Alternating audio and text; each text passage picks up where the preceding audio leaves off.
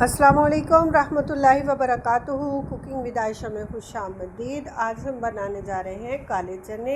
शोरबे वाले बहुत मज़ेदार से बनकर तैयार होते हैं और कहते हैं कि इसकी अफादियत जो है वो बहुत ज़्यादा होती है और ये खाने में भी बहुत ही मज़ेदार होते हैं। पकाने में बहुत ही आसान तरीके से पकाएंगे हम। और ये मज़ेदार से चने पकाने के लिए आपने वीडियो को पूरा एंड तक वॉच करना है ताकि आपके चने भी इसी तरह से बहुत ज़्यादा मज़ेदार बनकर तैयार हो सके। तो चने मैंने भिगो लिए थे, रात के भिगोए हुए ये चने थे, तो ये काफ़ी हद तक गल चुके हैं, फूल चुके हैं। मैंने सोडा नहीं लगाया था, इनको मैंने साफ़ करके अच्छी तरह से धोया और भिगो के रख दिया। ऊपर का पानी मैंने उतार दिया है।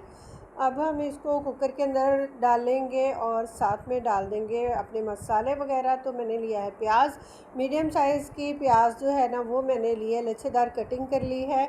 और साथ में लेंगे अदरक और लहसुन का पेस्ट। अदरक लहसुन का पेस्ट भी साथ ही शामिल करेंगे इसके अंदर, साथ ही मिर्च मसाले शामिल करेंगे। बहुत ही इजी कुकिंग है और बहुत ज़्यादा मज़ेदार ये बनकर तैयार होते हैं।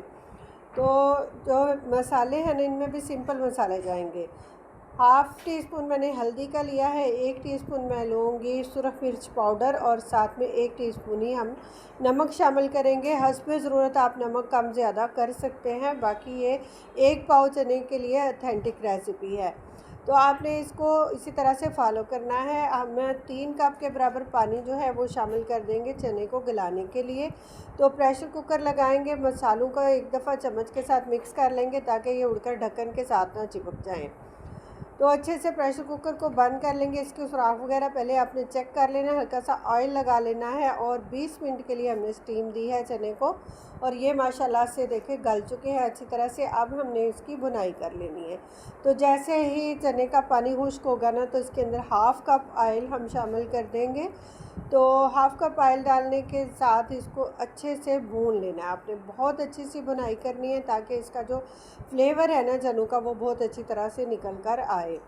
तो चने जो है ना ये रोटी के साथ, नान के साथ और चावलों के साथ, हर चीज़ के साथ बहुत मज़े के लगते हैं। अच्छी तरह बुनाई करने के बाद जितना आपने शोरबा बनाना है उस हिसाब से आपने पानी डाल लेना है। मैंने तकरीबन 2 गिलास पानी जो है वो शामिल किए हैं। तो इसके लिए मुझे जो है ना थोड़ा सा ज़्यादा शोरबा चाहिए था तो मैंने थोड़ा ज़्यादा डाला है। तो 8 से 10 मिनट इसको लो फ्लेम के ऊपर पकने देंगे जब तक कि शोरबा अच्छे से पक जाए। फिर गरम मसाला शामिल करेंगे, हरी मिर्च शामिल करेंगे, धनिया शामिल कर देंगे और उसके बाद जो है हम इसको ढक्कन लगा कर ना दम वाले फ्लेम पर कोई 5 मिनट के लिए रखेंगे और चूल्हा ऑफ़ कर लेंगे।